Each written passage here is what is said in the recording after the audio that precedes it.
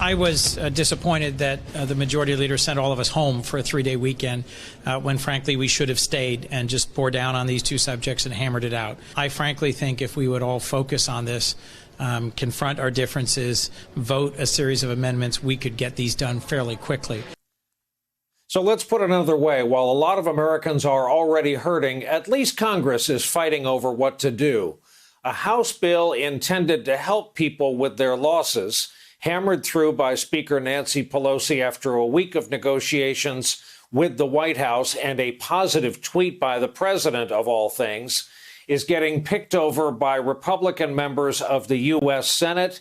As it passed, it's probably DOA. Final passage of something could be delayed until next week. And in the meantime, a big-name senator is out with a big idea. Well, I've proposed a plan that would provide $1,000 to each adult in the country.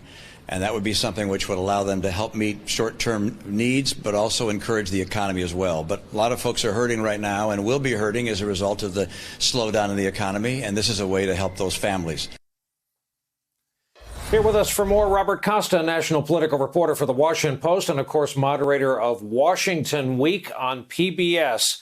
Robert, does the majority leader in your reporting know or care about the optics at a time when, as we say, people are already hurting? Forget 2 weeks from now. The optics of excusing the Senate, insisting on departing on a long weekend, only to come back and get to work on this. The majority leader, Mitch McConnell, is someone who's a vote counter. He's a political tactician. And when I was up at the Senate this evening talking to Republican senators, it's clear that they don't love this House bill that's coming over from Speaker Pelosi. And many Republicans supported it in the House, as did President Trump. What the real story is not when this House bill likely passes the Senate at some point this week. It's what's next. And they're already working on this third round of legislation. And even Senator Marco Rubio of Florida and others are talking about a package that could be over the $750 billion that's already been proposed by Senate Democrats. What are Republicans saying to you privately? Let's start with the daily gathering in the White House briefing room that is punctuated, of course, with praise for the leader. I'm not a dramatic reporter, as you know, but it's been pretty stunning for me to look at the comparison to a week ago when Republicans, my top sources in the House and Senate, were complaining about the lack of a payroll tax cut. They wanted to revolt against this House bill. Now they're hearing from their constituents, CEOs in their states and in their districts, and they're looking at a massive stimulus economic type program in the coming weeks to bail out industries, battered industries, from hotels to airlines. They're looking even seriously at Senator Romney's proposal, which is similar to Andrew Yang's universal basic income proposal. Though Romney's proposal, his plan would be a stipend, $1,000 in one instance, not over the course of many years.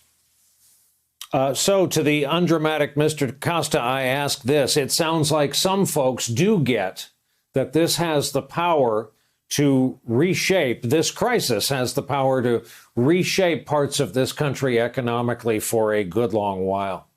It's hard to understate, Brian, how many Republicans who run the national GOP take their cues from Wall Street, from business leaders. And these business leaders have not come to their door in this fashion since 2008. And that's privately talking to senators tonight. They feel, even if they're not business savvy legislators, that the business community in this country, from small businesses to the major corporations globally, are worried to the point that they may have to cut thousands of jobs. Some companies may go under unless the federal government steps in. So a small government party is now looking at becoming a massive spending party with the president's blessing. You saw the Treasury Secretary up there tonight talking to these senators, urging them to pass something big, not small.